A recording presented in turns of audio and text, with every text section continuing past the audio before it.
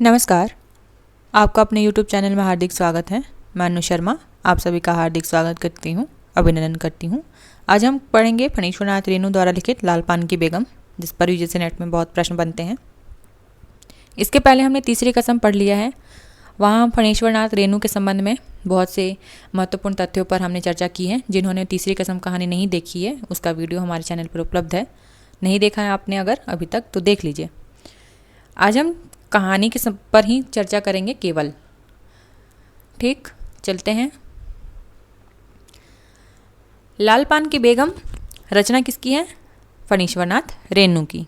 ठीक, और प्रथम प्रकाशन इसका कहाँ हुआ था? लाल पान की बेगम जो है किस पत्रिका में प्रकाशित हुई थी? अगर प्रकाशित हुई थी इस संबंध में बात करूँ तो लाल पान की बेगम जो कहानी है वह कहानी पत्रिका में प्रकाशित हुई थी। ध्यान में रख लीजिएगा, पत्रिका का क्या नाम है? कहानी पत्रिका। ठीक, जो भी चीज़ें यहाँ पर बताई जाती हैं परीक्षा की दृष्टि से बताई जाती हैं। जो भी इस YouTube चैनल से जुड़े हैं आप सभी को जानकारी होगी कि हम परीक्षा उपयोगी दृष्टि से पढ़ते हैं। ठीक, तो लाल पान की बेगम किस पत्रिका में प्रकाशित है? लाल पान की बेगम जो कहानी है वो कहानी पत्रिका में प्रकाशित है और 1957 में प्रकाशित है। ठीक, और कहाँ प्रकाशित है? ये ठुमरी कहानी संग्रह में प्रकाशित है। जब हम तीसरी कसम पढ़ रहे थे उसी दौरान मैंने बताया था कि तीसरी कसम और लाल पान की बेगम जो दोनों कहानियाँ लगी हैं फणीश्वरनाथ रेणु की, वो दोनों ही ठुमरी कहानी संग्रह में प्रकाशित हैं। ठुमरी जो कहानी संग्रह है उसका प्रकाशन कब हुआ था? 1959। ठीक, 1959 में ठुमरी कहानी संग्रह का प्रकाशन वर्ष है। ठुमरी में और अन्य कौन कौन सी कहानी संग्रह, ठुमरी जो कहानी संग्रह है उसमें और कौन कौन सी कहानियाँ हैं? तो उसमें रसप्रिया है, तीर्थाटन, शेष। मैंने पहले ही बताया था कि ठेस जो कहानी है फणीश्वरनाथ रेणु की पूछा जाता है तो ठेस जो कहानी है किस कहानी संग्रह में है? तो ठेस ठुमरी कहानी संग्रह में संकलित है। आप ध्यान में रख लेंगे। नित्य लीला पंचलाइट भी ध्यान रखेंगे कि कहाँ है। पंचलाइट कहानी जो है ठुमरी कहानी संग्रह में प्रकाशित है। सिर पंचमी का सगुन और तीसरी कसम ये ध्यान में रख लेना ज़रूरी है, दोनों ही जो हमारे सिलेबस में लगे हैं। और लाल पान की बेगम किस कहानी संग्रह में है? तो ठुमरी कहानी संग्रह। और ठुमरी कहानी संग्रह का प्रकाशन वर्ष क्या है? 1959। और 3 बिंदिया, ये सभी ठुमरी कहानी संग्रह में संकलित कहानियाँ हैं। अब लाल पान की बेगम कहानी का कथा सार क्या है? हालांकि हम पूरी कहानी पढ़ेंगे, फिर भी एक दृष्टिकोण आप लोग को मिल जाए कि कहानी किस प्रकार पढ़नी है, तो इसीलिए हम कथा सार लाते हैं। तो कथा सार क्या है? आंचलिक पृष्ठभूमि में एक स्त्री की आत्माभिमान की आकांक्षा की अभिव्यक्ति, आंचलिक कहानी। और फणीश्वरनाथ रेणु को आप जब भी पढ़ेंगे तो उस दौरान एक बात निकल कर आती है कि आंचलिक शब्द का सर्वप्रथम प्रयोग ही किसने किया है? फणीश्वरनाथ रेणु द्वारा ही प्रयोग किया गया है ये आंचलिक शब्द का। और इनका सबसे प्रमुख जो उपन्यास पूछा जाता है, आंचलिक उपन्यास पूछा जाता है, वह कौन सा है? मैला आंचल, जो कि हमारे YouTube चैनल पे पढ़ा भी दिया गया है, जिस पर यूजीसी नेट में बहुत प्रश्न बनते हैं और बहुत महत्वपूर्ण कहानी है, जिसको आंचलिक उपन्यास का प्रथम उपन्यास भी माना जाता है। ठीक, कुछ लोग देहाती दुनिया को मानते हैं और कुछ लोग मैला आंचल से आंचलिक उपन्यास का प्रारंभ मानते हैं। और ये भी ध्यान रखेंगे कि फणीश्वरनाथ रेणु किस प्रकार के कथाकार हैं? तो वो अंचल विशेष को लेकर चलने वाले कथाकार हैं। तो लाल पान की बेगम भी आंचलिक पृष्ठभूमि पर आधारित कहानी है। और इसमें क्या है? एक स्त्री की आत्माभिमान की आकांक्षा की अभिव्यक्ति आपको इस कहानी में देखने को मिलेगी। बैलगाड़ी पर बैठकर नाच देखने जाने के इर्द गिर्द बुनी हुई यह कहानी बिरजू की माँ के रूप में एक अलग व सशक्त नारी स्त्री को पेश करती है। कहाँ जाना है? बैलगाड़ी पर बैठकर नाच देखने जाना है। ठीक, और किसकी कहानी है? बिरजू की माँ की कहानी है। ठीक, और बिरजू की माँ के रूप में क्या है? एक स्त्री का सशक्त रूप प्रस्तुत किया है फणीश्वरनाथ रेणु ने इस कहानी के माध्यम से। आंचलिक कथा है, इस कहानी में हम पहले ही पढ़ चुके हैं। गांव के लोगों के आपसी ईर्ष्या द्वेष, राग विराग, आशा निराशा, हर्ष विषाद की जीवंत कहानी इसमें आपको मिलेगी। और जब हम इस कहानी को पढ़ेंगे और गांव की पृष्ठभूमि पे से जो भी लोग ताल्लुक़ रखते हैं, जुड़े हुए हैं, तो वहाँ लोगों में क्या होता है, आपसी ईर्ष्या द्वेष होता है। जब हम इस कहानी को पढ़ेंगे तो आप लोग को ये देखने को मिलेगा। ठीक, आपसी ईर्ष्या द्वेष है, साथ में राग भी है और विराग भी है, आशा निराशा, हर्ष विषाद, सभी स्थितियाँ गांव में बनी रहती हैं। ठीक, और उसका यथार्थ अंकन हमें इस कहानी में मिलेगा।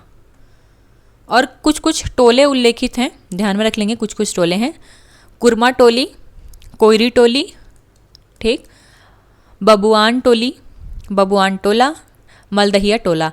बहुत ही महत्वपूर्ण है, चारों को याद रखिएगा। यूजीसी नेट किसी भी प्रकार प्रश्न बना सकता है। ठीक है, कोई अन्य टोले का नाम दे देगा और वो बोलेगा कि क्या इस कहानी में उल्लेखित है। अगर आप लोगों को ये ध्यान में नहीं है कि किस किस टोले का उल्लेख है, तो गलत होने की संभावना 100% हो जाएगी।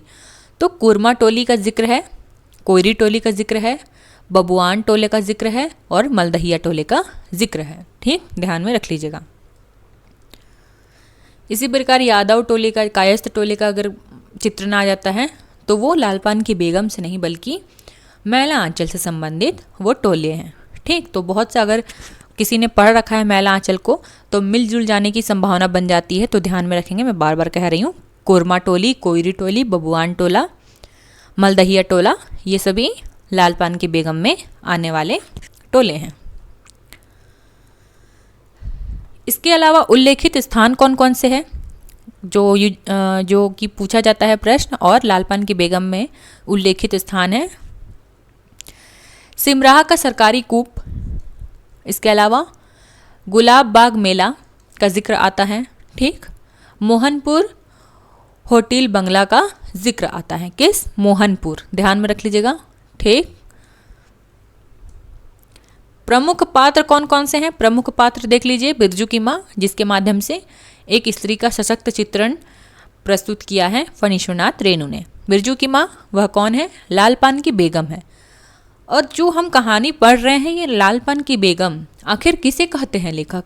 ये लेखक बिरजू की माँ को कह रहे हैं। ठीक, बलरामपुर का नाच देखने जाने की इच्छुक, ध्यान में रखेंगे, यह नाच जो देखने जाना है बिरजू की माँ को, यह कहाँ लगा है? तो यह बलरामपुर में लगा है, ध्यान में रखेंगे। ठीक है, किस स्थान पे नाच देखने जाने का जिक्र है? तो बलरामपुर जाने का जिक्र है। ठीक, वो इच्छुक है उसकी माँ।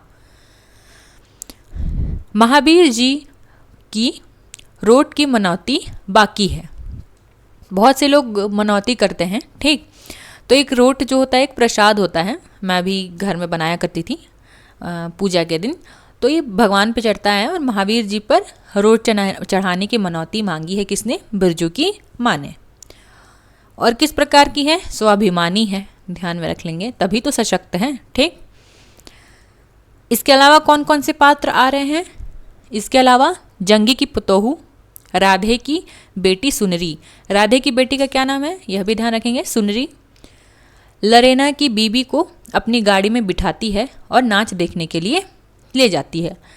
और कौन कौन से पात्र को वो ले जाती है? जंगी की पुतोहू को ले जाती है, राधे की बेटी उसका क्या नाम है? सुनरी, उसको भी ले जाती है अपने साथ, और लरेना की बीबी उसको भी अपने साथ गाड़ी पर बैठा के नाच देखने ले जाती है। और नाच देखने कहाँ जाना है? तो बलरामपुर जाना है। अब बिरजू के बप्पा ये कौन है? सर्वे सेटलमेंट में 5 बीघा जमीन हासिल की। किसने? बिरजू के पापा ने किस सर्वे सेटलमेंट में कितने बीघे जमीन हासिल की है? तो 5 बीघा जमीन हासिल की है।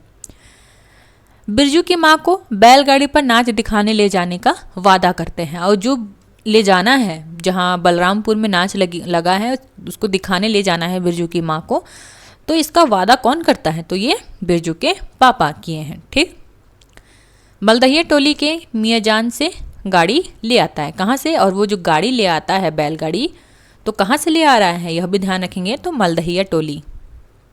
यहाँ से वह गाड़ी ले आ रहा है ताकि वो अपनी पत्नी को बैठाकर मेला देखने ले जाए, नाच देखने ले जाए।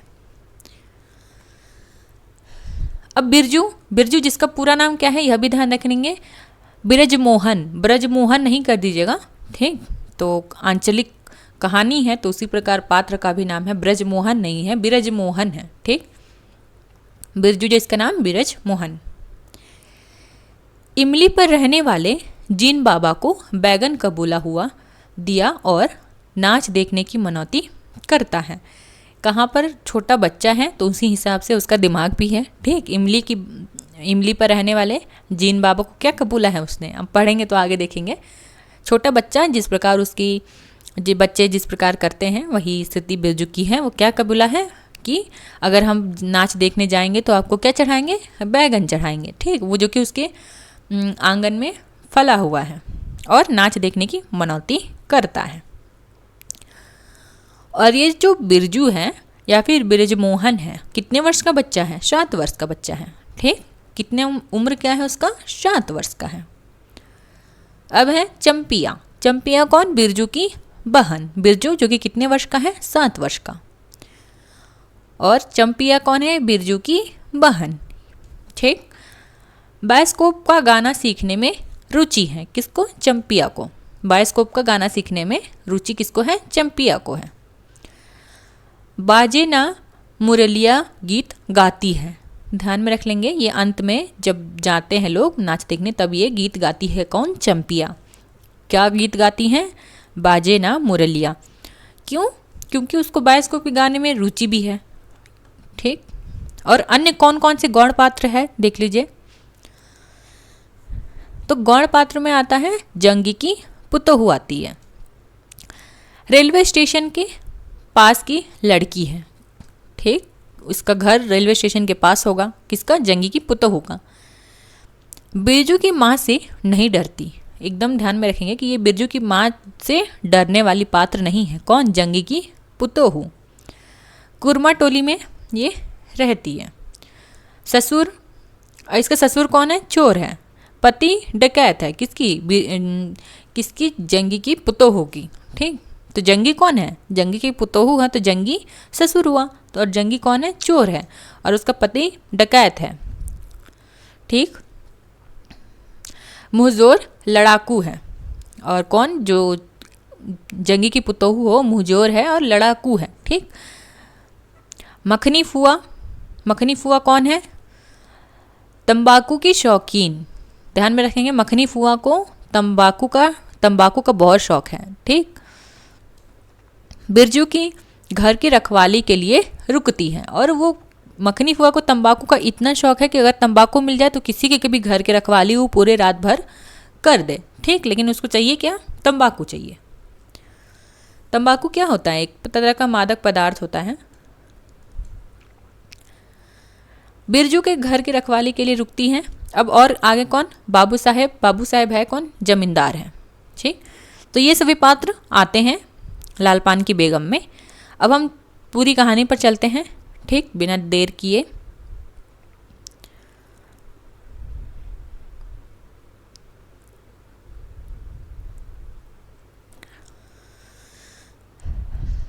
लाल पान की बेगम फणीश्वरनाथ रेणु आरंभ करते हैं अपनी पूरी कहानी। क्यों बिरजू की माँ नाच देखने नहीं जाएगी क्या? बिरजू की माँ शकरकंद उबालकर बैठी मन ही मन कूढ़ रही थी। क्या उबाल कर बैठी है, ध्यान में रख लेंगे, शकरकंद, ठीक है, स्वीट पोटैटो जिसको बोलते हैं अंग्रेजी में।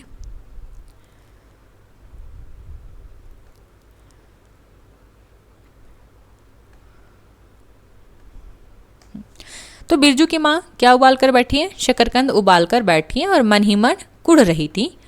अपने आंगन में बैठी है बिरजू की माँ। 7 साल का लड़का बिरजू, 7 साल का लड़का बिरजू जिसका पूरा नाम क्या है, बिरज मोहन, और 7 वर्ष का है, उम्र उसकी कितनी है, 7 वर्ष का है। शकरकंद के बदले तमाचे खाकर आंगन में लोट पोट कर सारी देह मिट्टी मल रहा था।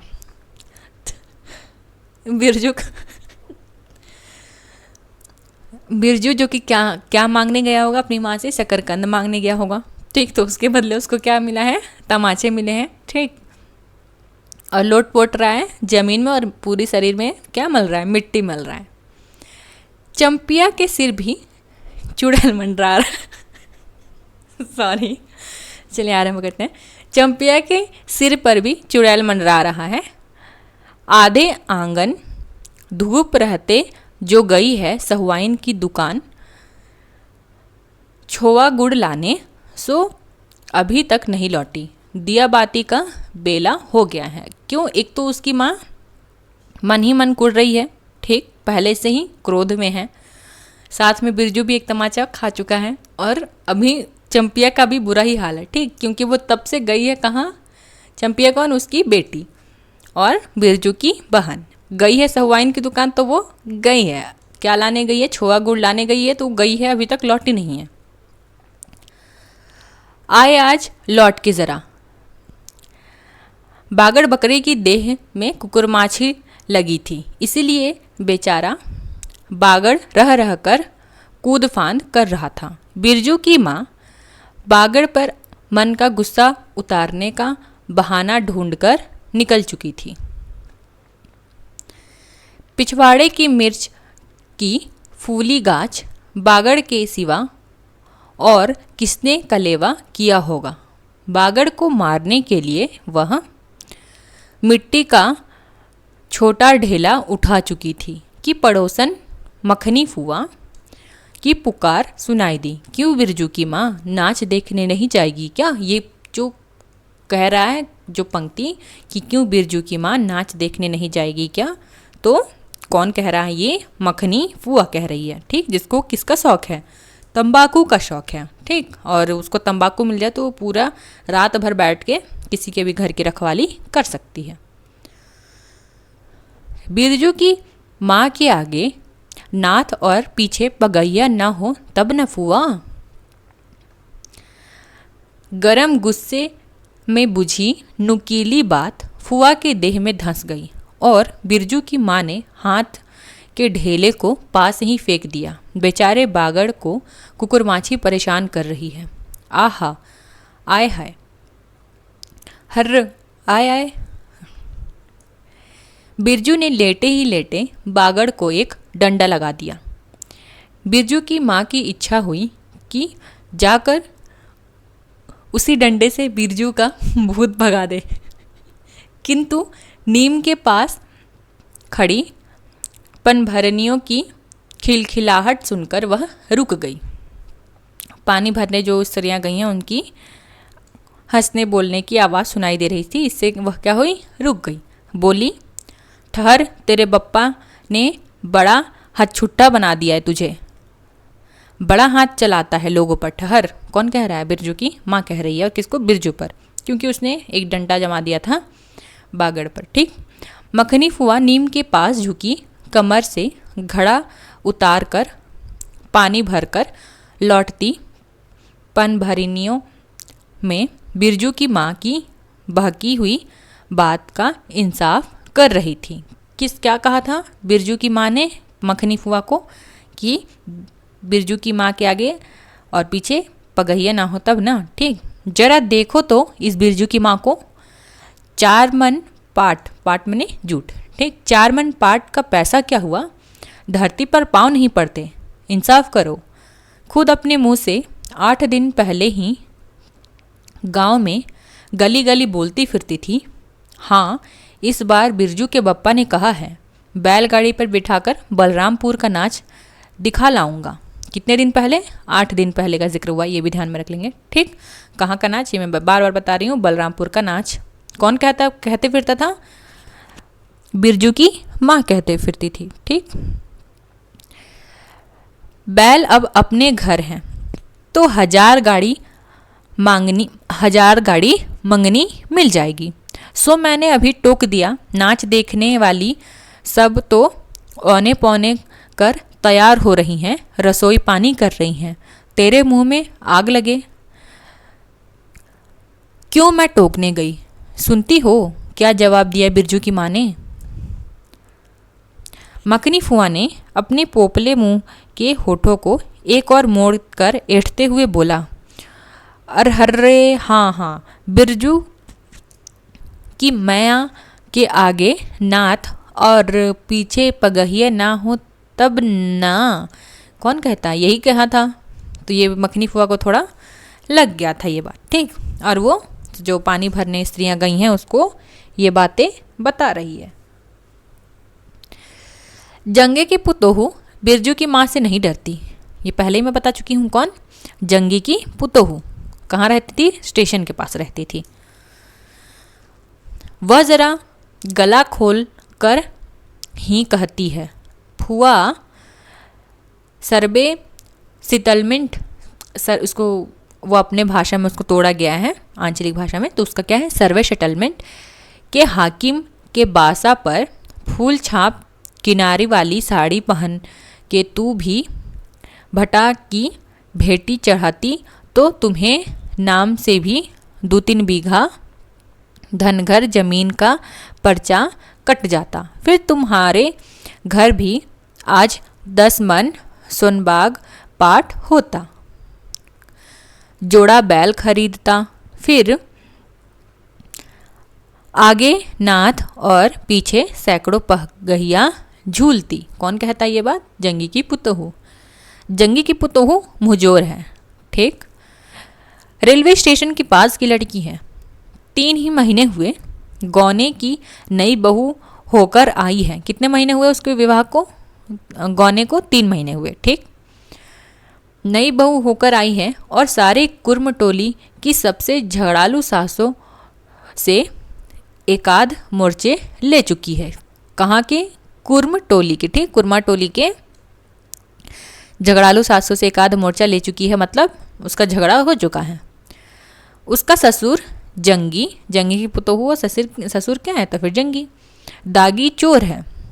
जंगी की पुतोहू जंगी क्या है? चोर है। सी क्लासी है, मानी सी क्लासी माने एक 3rd क्लास जिसको हम लोग बोलते हैं, ठीक। उसका खसम रंगी, खसम मतलब उसका हस्बैंड का क्या नाम है? रंगी। ध्यान में रख लेंगे उसके पति का। जंगी की पुतोहू, जंगी कौन है? उसका ससुर। और उसके जंगी की पुतोहू की पति का क्या नाम है? रंगी। रंगी कुर्मा टोली का नामी लठैत, इसीलिए हमेशा सिंह खुजलाती फिरती। जंगी की पुतोहू कौन है? उसका पति लठैत है, इसका डाकू भी है, ठीक। बिरजू की माँ के आंगन में जंगी की पुतोहू का गला खोल बोली, गुलैल की गलियों की तरह दंदनाती हुई आई थी। बिरजू की माँ ने एक तीखा जवाब भेजकर निकाला, लेकिन मन मसोस कर रह गई। बिरजू की माँ भी एक तीखा जवाब खोजकर निकालती है, किंतु मन महसूस कर रह जाती है। गोबर की ढेरी में कौन ढेला फेंके? जीभ के झाल को गले में उतारकर बिरजू की माँ ने अपनी बेटी चंपिया को आवाज दी, अरे चंपिया, आज लौटे तो तेरे मुड़ी मरोड़ कर चूल्हा में झोंक दूं। दिन दिन बेचाल होती जा रही है। गांव में तो अब ठेठर बैस्कोप का गीत गाने वाली पतुरिया पुतोह सब आने लगी है। कहीं बैठ के बाजे न मुरली सीख रही होगी।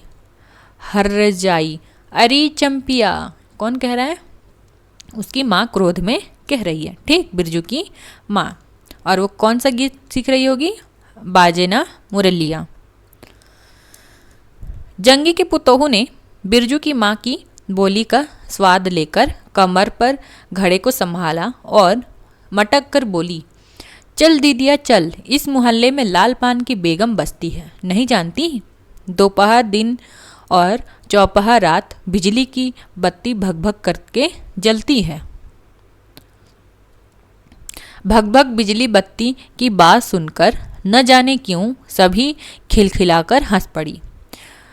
फुआ की टूटी हुई दंत पंक्तियों के बीच से एक मीठी गाली निकली, शैतान की नानी। बिरजू की माँ की आंखों पर मानो किसी ने तेज टॉर्च की रोशनी डालकर चौंधिया दिया। भग भग बिजली बत्ती। 3 साल पहले, ध्यान में रखेंगे कितने वर्ष पहले? 3 साल। 3 साल कितने साल पहले? 3 साल। 3 साल पहले सर्वे कैंप के बाद गांव की जलन डाही औरतों ने एक कहानी गढ़ के फैलाई थी। क्या कहानी गढ़कर फैलाई थी वह? चंपिया की माँ के आंगन में रात भर बिजली बत्ती भुकभुकाती है। चंपिया की माँ के आंगन में नाक वाले जूते के छाप घोड़े के टाप की तरह जलो जलो और जलो। चंपिया की माँ के आंगन में चांदी जैसी पाट सूखते देख जलने वाली सब औरतें खलिहान पर सलोन कौन से धान का जिक्र है? सोनोली धान के बोझे को देखकर बैगन का भुरता हो जाती हैं। ठीक। मिट्टी के बर्तन से टपकते हुए छोआ गुड़ की उंगलियों से चाटती हुई चंपिया आई और माँ के तमाचे खाकर चीख पड़ी। ठीक। छोआ गुड़ उलाने गई थी। ठीक। चाटते हुए उंगली से आई और एक तमाचा पड़ा उसको। मुझे क्यों मारती है? सहुआइन जल्दी से सौदा नहीं देती है। सहुआइन जल्दी सौदा नहीं देती है नानी। एक सहुआइन की दुकान पर मोती झरते हैं जो जड़ गड़ कर बैठी हुई थी। बोल गले पर लात देकर कल्ला तोड़ दूंगी हर जाई, जो फिर कभी बाजे न मुरलिया गाते सुना। चाल सीखने जाती है टीशन की छोकरियों से। टीशन की छोकरियाँ कौन है? यहाँ आखिर जंगी की पुतोहू को बोला जाता है। क्यों? क्योंकि स्टेशन के पास रहती थी। बिरजू की माँ ने चुप होकर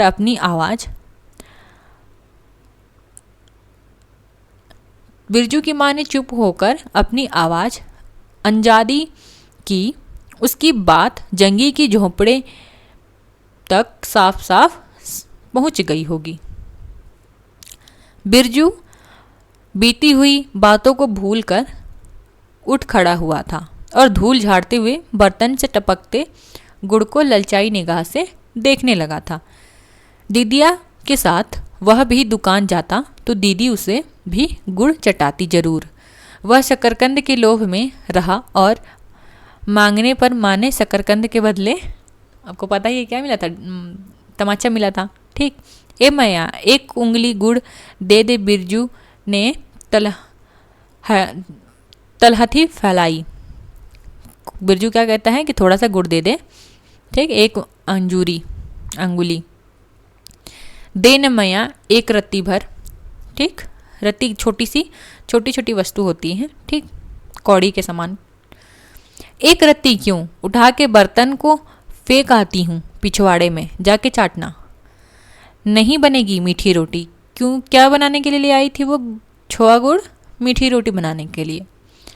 मीठी रोटी खाने का मुंह होता है।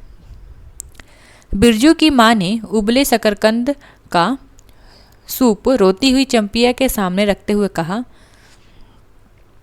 बैठ के छील के उतार, नहीं तो अभी। क्या करती है उसकी माँ? चंपिया को सूप रख देती है सामने और बोलती है कि उतार छील के शकरकंद के। 10 साल की चंपिया जानती है। अब चंपिया का उम्र कितना? चंपिया कितने वर्ष की है? ध्यान में रखेंगे। बिरजू 7 वर्ष का और चंपिया 10 वर्ष की है। शकरकंद छीलते समय कम से कम 12 बार माँ उसे बाल पकड़कर झकझोरेगी, छोटी छोटी खोट निकालेगी या गालियाँ देगी। पाँव फैला के क्यों बैठी है उस तरह बेलज्जी? चंपिया माँ के गुस्से को जानती है। बिरजू ने उस मौके पर थोड़ी सी खुशामद करके देखा। मैं भी बैठकर शकरकंद छीलूं? नहीं। माँ ने झिड़की दी। एक शकरकंद छीलेगा और 3 पेट में। जाके सिद्धू की बहू को कहो 1 घंटे के लिए कढ़ाई मांग कर ले गई थी और फिर लौटाने का नाम नहीं। जा जल्दी। कौन ले गई थी? सिद्धू की बहू। क्या ले गई थी? कढ़ाई। मुंह लटकाकर आंगन से निकलते निकलते बिरजू ने शकरकंद और गुड़ पर निगाहें दौड़ाई। चंपिया ने अपने झबरे केस की ओट में माँ की ओर देखा और नज़र बचाकर चुपके से बिरजू की ओर एक शकरकंद फेंक दिया। बिरजू भागा, शकरकंद उसको दे देती है चुराकर। अब माँ की नज़र से कौन? चंपिया। सूरज भगवान डूब गए, दिया बाती की बेला हो गई। अभी तक गाड़ी, उसके पापा गए हैं गाड़ी, लेकिन अभी तक नहीं आई है। चंपिया बीच में ही बोल उठी, कोयरी टोली में किसी ने गाड़ी नहीं दी मैया। बप्पा बोले, माँ से कहना सब ठीक ठाक करके तैयार रहे। मलदहिया टोली के मियाँ जान से गाड़ी लेने जा रहा हूँ। कहाँ के लोगों ने गाड़ी नहीं दी है? ध्यान में रख लेंगे, कोयरी टोली के लोगों ने गाड़ी नहीं दी है, बैलगाड़ी नहीं दी है। ठीक, बैल तो उसके घर में थे ही, केवल गाड़ी की ज़रूरत थी, तो कोयरी टोली के लोगों ने नहीं दिया। उसके पापा कहाँ जा रहे हैं? मलदहिया टोली। और ये बात कौन कह रहा है? चंपिया। कितने वर्ष की है? 10 वर्ष की। सुनते ही बिरजू की माँ का चेहरा उतर गया। लगा छाते की कमानी उतर गई घोड़े से अचानक। कोयरी टोली में किसी ने गाड़ी मंगनी नहीं दी, तब मिल चुकी गाड़ी।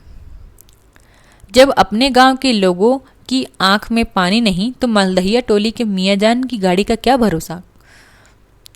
न 3 में न 13 में। क्या होगा शकरकंद छील कर? रख दे उठा के। यह मर्द नाच दिखाएगा? गाड़ी पर चढ़कर नाच दिखाने ले जाएगा। चढ़ चुकी बैलगाड़ी पर, देख चुकी जी भर नाच।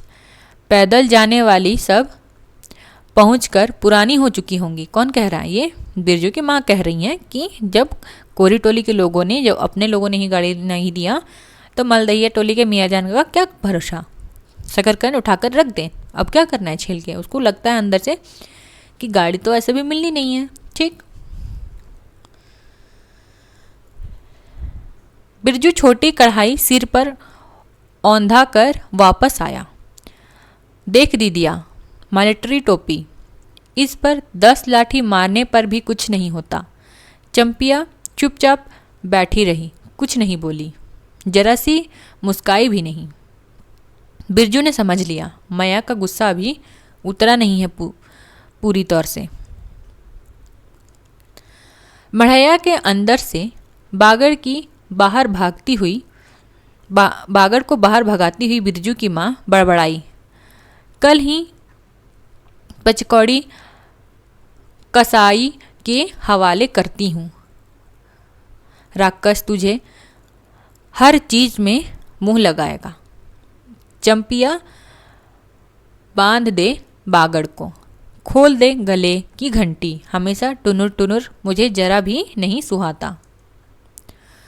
टुनुर टुनुर सुनते ही बिरजू को सड़क से जाती हुई बैलगाड़ियों की याद आई। अभी बबुआन टोले की गाड़ियाँ नाच देखने जा रही थी। झुनुर झुनुर बैलों की झुमकी तुमने अभी पूरा उसने कहा भी नहीं है, कहाँ की? बबुआन टोले की। बेसी बकबक मत करो, बागड़ के गले में से झुमकी खोलते बोली चंपिया। ठीक, क्या कह रही है अपने भाई को? मतलब पकड़ वकर मत करो, नहीं तो क्या होगा? गुस्सा है मम्मी, तमाचा लग जाएगा फिर। चंपिया डाल दे चूल्हे में पानी। बप्पा आवे तो कहा ना कि अपने उड़न जहाज पर चढ़कर नाच देखने आए। मुझे नाच देखने का शौक नहीं, मुझे जगाइयो मत कोई, मेरा माथा दुख रहा है। मढ़ैया के ओसरे पर बिरजू ने फिसफिसा के पूछा, क्यों दीदिया, नाच में उड़न जहाज भी उड़ेगा? चटाई पर कथरी ओढ़कर बैठती हुई चंपिया ने बिरजू को चुपचाप अपने पास बैठने का इशारा किया। मुफ्त में मार खाएगा बेचारा। बिरजू की बहन की कथरी में हिस्सा बांटते हुए चुक्की मुक्की लगाई। बिरजू भी चला गया अपनी बहन के पास से। ठीक है, जाड़े के समय इस तरह बैठने पर ठुड्डी रखकर चुक्की मिक्की लगाना सीख चुका है वह। उसने चंपिया के कान के पास मुंह ले जाकर कहा, हम लोग नाच देखने नहीं जाएंगे? गांव में एक पंछी भी नहीं, सब चले गए। चंपिया को तिल भर भी भरोसा नहीं। सांझ तारा डूब गया है, बप्पा अभी तक गाड़ी लेकर नहीं लौटे। 1 महीना पहले से मैया कहती थी बलरामपुर नाच देखने के दिन मीठी रोटी बनाएगी, चंपिया छींट की साड़ी पहनेगी, बिरजू पैंट शर्ट पहनेगा और बैलगाड़ी पर चढ़कर, ठीक कौन कहता था ये? चंपिया की माँ कहती थी। क्या क्या करेंगी? मीठी रोटी बनाएगी, ठीक, चंपिया छींट की साड़ी पहनेगी और बिरजू पैंट पहनेगा। चंपिया की भीगी पलकों पर एक बूंद आंसू आ गया। बिरजू का भी दिल भर आया। उसने मन ही मन में इमली पर रहने वाले जिन बाबा को बैगन कबूला। ठीक, इमली की बच्चा है, उसी अनुसार उसका दिमाग भी काम करता है। इमली पर रहने वाले जिन बाबा को क्या कबूला? बैगन कबूला। गाछ का सबसे पहला बैगन उसने खुद जिस पौधे को रोपा है। जल्दी से गाड़ी लेकर बप्पा को भेज दो जिन बाबा। ठीक, बैगन कबूला है इमली के बाबा को, जिन बाबा को, और गाछ का पहला बैगन। ठीक, और वो पौधा रोपा किसने है? बिरजू ने स्वयं रोपा है। मढ़ाया के अंदर बिरजू की माँ चटाई पर पड़ी करवटें ले रही थी। ओह, पहले से किसी बात का मंसूबा नहीं बांधना चाहिए किसी को। भगवान ने मंसूबा तोड़ दिया। उसको सबसे पहले भगवान से पूछना है, यह किस चूक का फल दे रहे हो भोले बाबा? अपने जानते उसने किसी देवता पितर की मान मनौती बाकी नहीं रखी। सर्वे के समय जमीन के लिए जितनी मनौतियाँ की थी, ठीक ही तो महावीर जी का रोट तो अभी बाकी ही है। हाय रे देवा, भूल चूक माफ करो महावीर बाबा, मनौती दुनी करके चढ़ाएगी बिरजू की माँ। बिरजू की माँ के मन में रह रहकर जंगे की पुतोहों की बातें चुभती हैं। भक भक बिजली बत्ती। चोरी चमारी करने वाली की बेटी बहू जलेगी नहीं। 5 बीघा जमीन क्या हासिल की बिरजू की बप्पा ने? गांव की भाई खौकियों की आंखों में किरकिरी पड़ गई। खेत में पाट लगा देखकर गांव के लोगों की छाती फटने लगी। धरती फोड़कर पाट लगा है। बैसाखी बादलों की तरह उमड़ते जा रहे हैं पाट के पौधे। तो अलान तो फलान, इतनी आँखों की धार भला फसल सही। यहाँ 15 मन पाट होना चाहिए, सिर्फ 10 मन पाट काटा पर तोल के ओजन हुआ भगत के यहाँ। इसमें जलने की क्या बात है भला? बिरजू के बप्पा ने पहले ही कुरमा टोली के एक आदमियों को समझा के कहा था, जिंदगी भर मजदूरी करते रह जाओगे। ध्यान में रखेंगे कौन कह रहा है? तो बिरजू के बप्पा। जिंदगी भर मजदूरी करते रह जाओगे, सर्वे का समय हो रहा है, लाठी कढ़ी करो तो 2-4 बीघा जमीन हासिल कर सकते हो। सो गांव के किसी पुतखौर की भतार सर्वे के समय बाबू साहेब के खिलाफ खांसा भी नहीं। बिरजू के बप्पा को कम सहना पड़ा है। बाबू साहेब कौन? जमुंदार साहेब। ठीक, बाबू साहेब गुस्से में सर्कस नाच के बाघ की तरह हुमड़ते रह गए।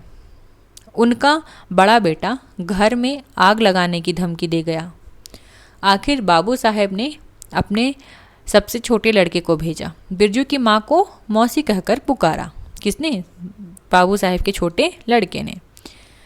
यह जमीन बाबूजी ने मेरे नाम से खरीदी थी। मेरी लिखाई पढ़ाई उसी जमीन के उपज से चलती है। और भी कितनी बातें। खूब मोहना जानता है, उत्ता सा लड़का। जमींदार का बेटा है कि? चंपिया, बिरजू सो गया क्या? यहाँ आ बिरजू, अंदर। तू भी आजा चंपिया। भला आदमी आए तो एक बार आज। बिरजू के साथ चंपिया अंदर चली गई। ढेबरी बुझा दे, बप्पा बुलाएं तो जवाब मत देना। कपच्ची गिरा दें। भला आदमी रे भला आदमी, मुंह देखो ज़रा इस मर्द का। बिरजू की माँ दिन रात मंझा देती रहती तो ले चुका थे ज़मीन, नहीं तो ले चुके थे। रोज आकर माथा पकड़ के बैठ जाए, मुझे ज़मीन नहीं लेनी बिरजू की माँ, मजूरी ही अच्छी। कौन कहता था? ये बिरजू के पापा कहते थे। और किंतु बिरजू की माँ दिन भर मंझा देती रहती थी और कहती रहती थी कि हम ले सकते हैं। जवाब देती थी बिरजू की माँ खूब सोच समझ के, छोड़ दो, जब तुम्हारा कलेजा ही स्थिर नहीं होता तो क्या होगा। जोरू जमीन जोर के, नहीं तो किसी और के। ये ध्यान में रख लेंगे, ये तरह से लोकोक्ति होती हैं। ठीक। बिरजू के बाप पर बहुत तेजी से गुस्सा चढ़ता ही जाता है। बिरजू की माँ का भाग ही खराब है, जो ऐसे गोबर गणेश घर वाले उसे मिला। कौन सा शौक मौज दिया है उस मर्द ने, कोल्हू के बैल की तरह खटकर सारी उम्र काट दी इसके यहाँ। कभी 1 पैसे की जलेबी भी लाकर दी है उसके खसमे ने। पाट का दाम भगत के यहाँ से लेकर बाहर ही बाहर बैल हट चले गए। कहाँ? क्या चीज़?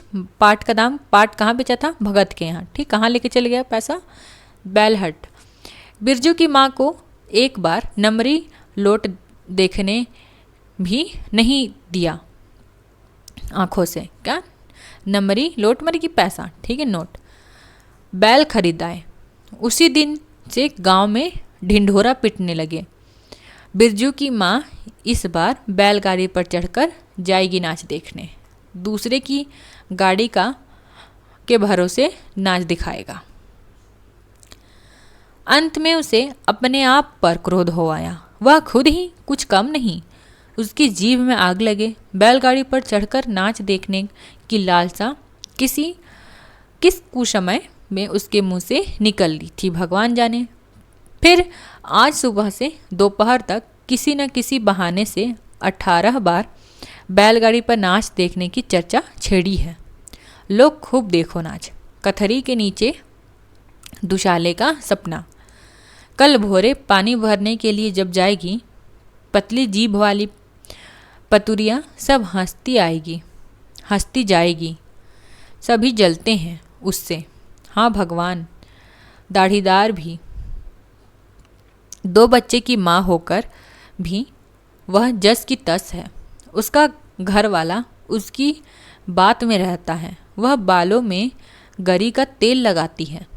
उसकी अपनी ज़मीन है किसी के पास 1 घूर ज़मीन भी इस गांव में। जलेंगे नहीं। 3 बीघे में धान लगा हुआ है। अगहनी लोगों की बिखदीठ से बचे तब तो।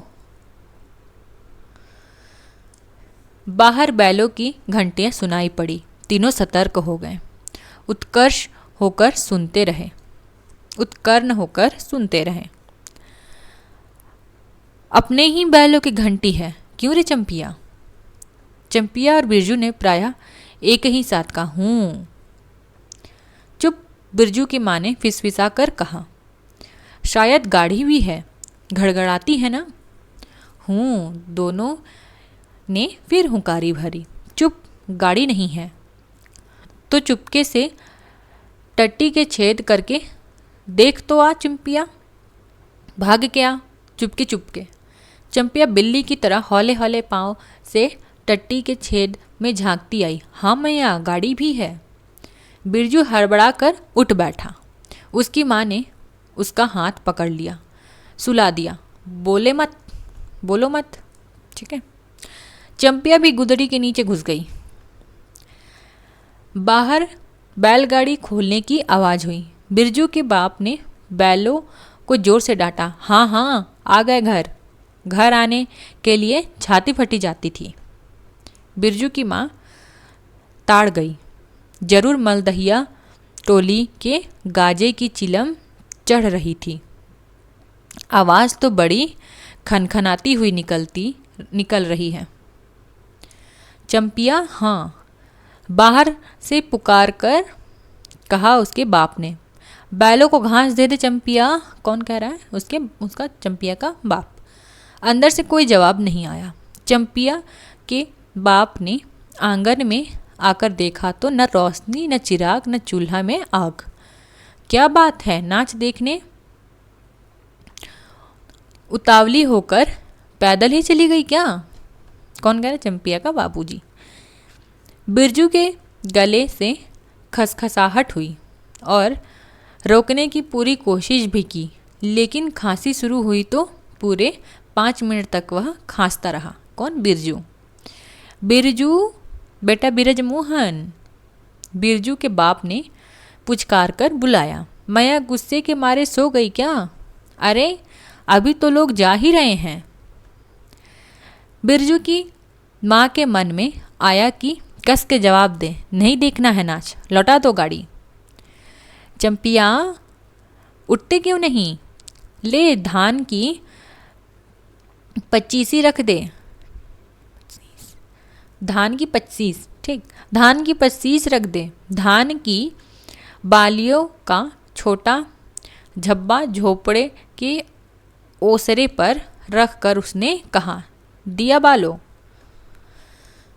बिरजू की माँ उठकर ओसरे पर आई।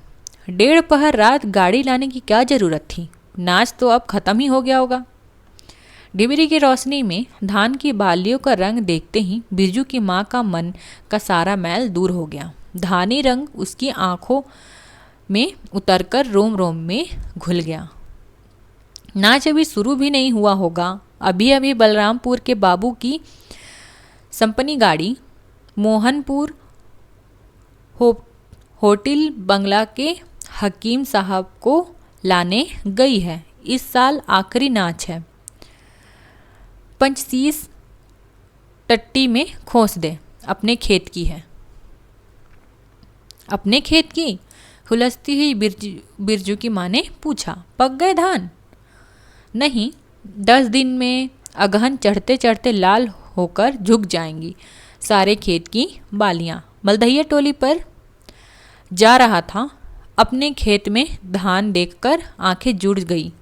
सच कहता हूँ, पंचसीसी तोड़ते समय उंगलियां कांप रही थी मेरी। बिरजू ने धान की एक बाली से धान लेकर मुंह में डाल लिया और उसकी माँ ने हल्की डांट दी। कैसा लुक्कड़ है रे तू, इन दुश्मनों के मारे कोई नेम धर्म बचे। क्या हुआ, डांटती क्यों है? नवान के पहले ही नया धान जुठा दिया, देखते नहीं? अरे इन लोगों का सब कुछ माफ़ है, चिरई चुरमुन है ये लोग। दोनों के मुंह में नवान के पहले नया अन्न न पड़े। इसके बाद चंपिया ने भी धान की बाली से 2 धान लेकर दांतों के नीचे दबाया। ओ मैया, इतना मीठा चावल और गमकता भी है ना दीदिया। बिरजू ने फिर मुंह में धान लिया। रोटी पोटी तैयार हो चुकी क्या? बिरजू के बाप ने मुस्कुराकर पूछा। नहीं, मान भरे सुर में बोली बिरजू की माँ। जाने का ठीक ठिकाना नहीं और रोटी बनाती। वाह, खूब हो तुम। जिसके पास बैल है उसे गाड़ी नहीं मिलेगी भला? गाड़ी वालों को भी कभी बैल की ज़रूरत होगी, पूछूंगा तब कोयरी टोली वालों से। ले जल्दी रोटी बना ले, देरी नहीं होगी। अरे टोकरी भर रोटी तू पलक मारते बना देगी, 5 रोटी बनाने में कितनी देरी लगती। अब बिरजू की माँ के होठों पर मुस्कुराहट खुलकर खिलने लगी। उसने नज़र बचाकर देखा, बिरजू का बप्पा उसकी ओर एकटक निहार रहा है। चंपिया और बिरजू न होते तो मन की बात हंसकर खोलने में देरी न लगती। चंपिया और बिरजू ने एक दूसरे को देखा और खुशी से उनके चेहरे जगमगा उठे। मैया बेकार गुस्सा हो रही थी ना। चंपी, ज़रा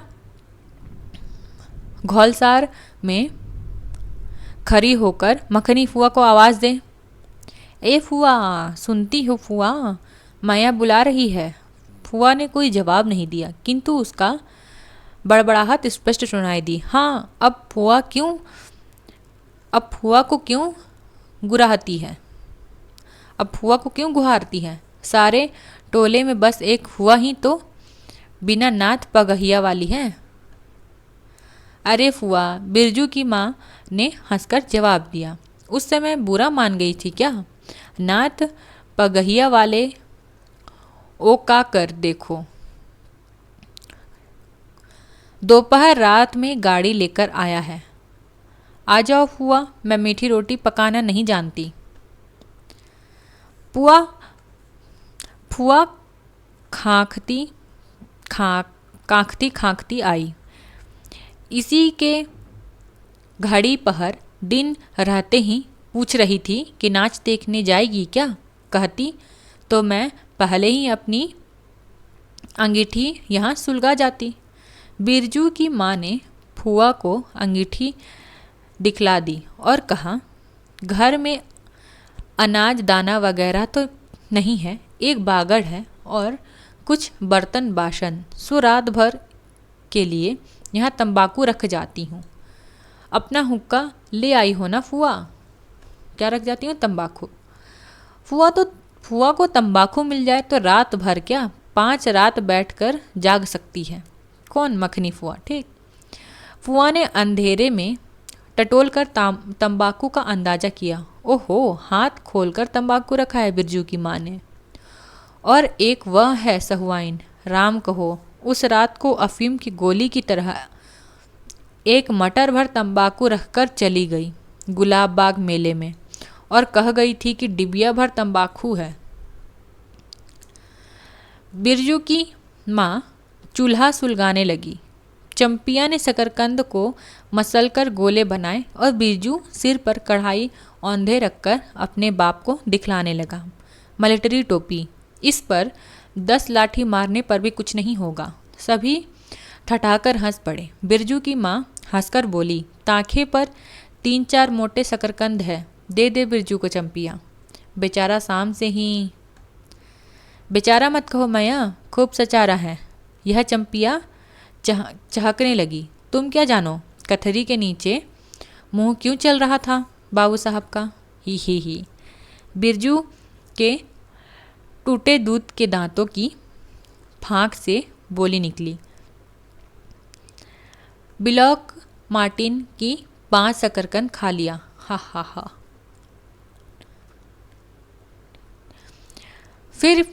सभी फिर ठठाकर हंस पड़े। बिरजू की माँ ने फुआ का मन रखने के लिए पूछा, 1 कनवा गुड़ है, आधा दूं फुआ? फुआ ने गदगद होकर कहा, अरे शकरकंद तो खुद मीठा होता है, उतना क्यों डालेगी? अब तक दोनों बैल दाना घास खाकर एक दूसरे की देह को जीभ से चाटे। बिरजू की माँ तैयार हो गई।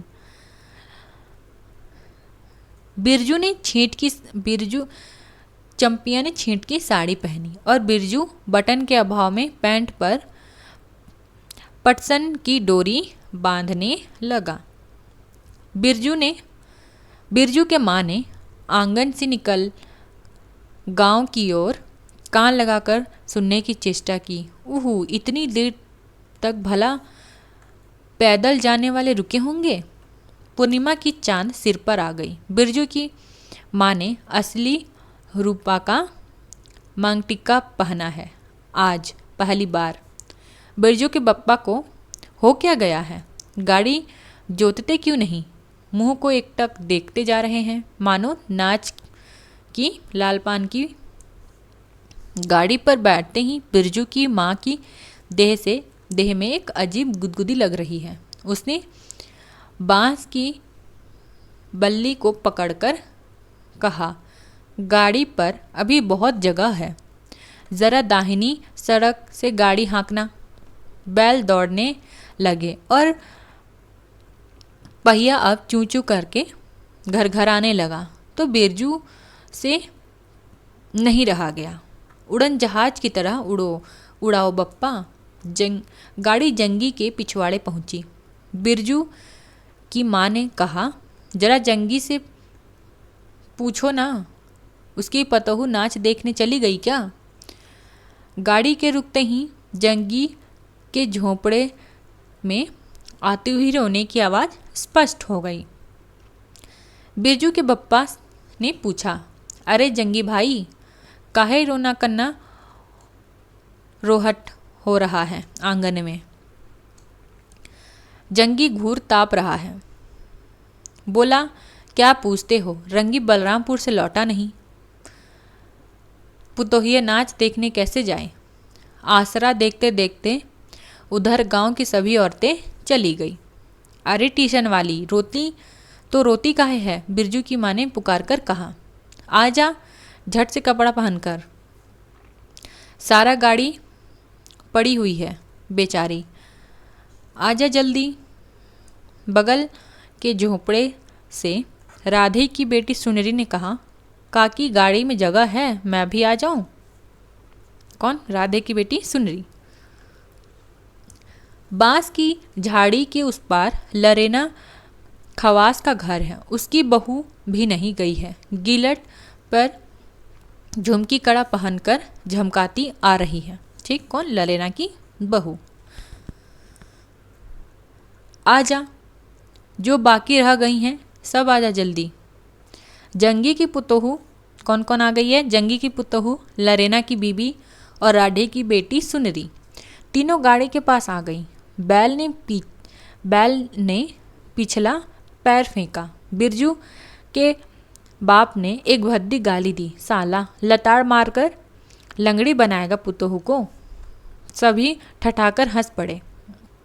बिरजू के बाप ने घूंघट में झुकी दोनों पुतोहियों को देखा। उसे अपने खेत में झुकी हुई बालियों की याद आ गई।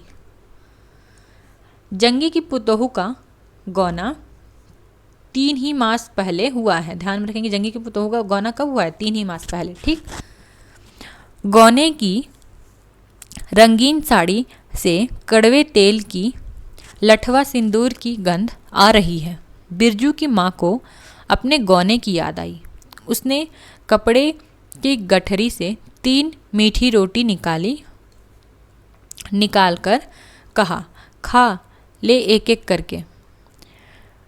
सिमराह के सरकारी कूप में पानी पी लेना। कहाँ?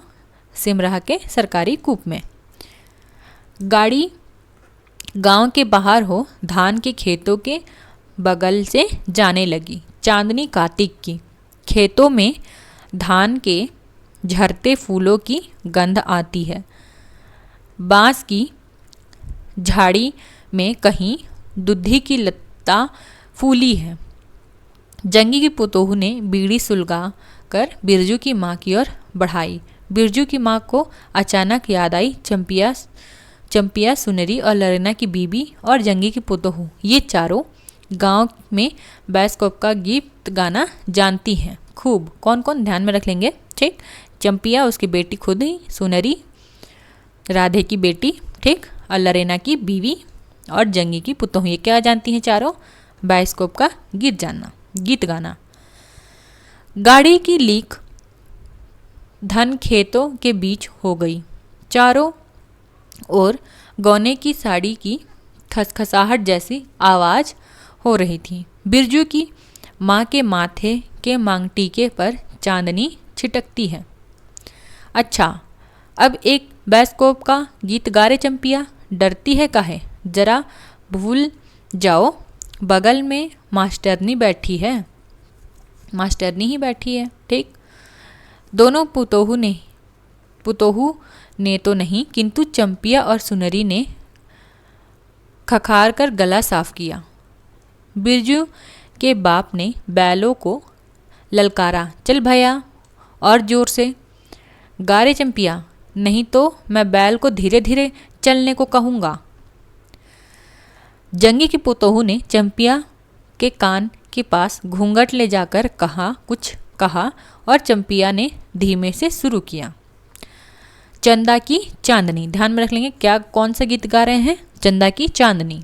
बिरजू को गोद में लेकर बैठी हुई उसकी माँ की इच्छा हो रही थी कि वह भी साथ साथ गीत गाए। बिरजू की माँ ने जंगी की पुतोहू को देखा, धीरे धीरे गुनगुना रही है वह भी। कितनी प्यारी पुतोहू है।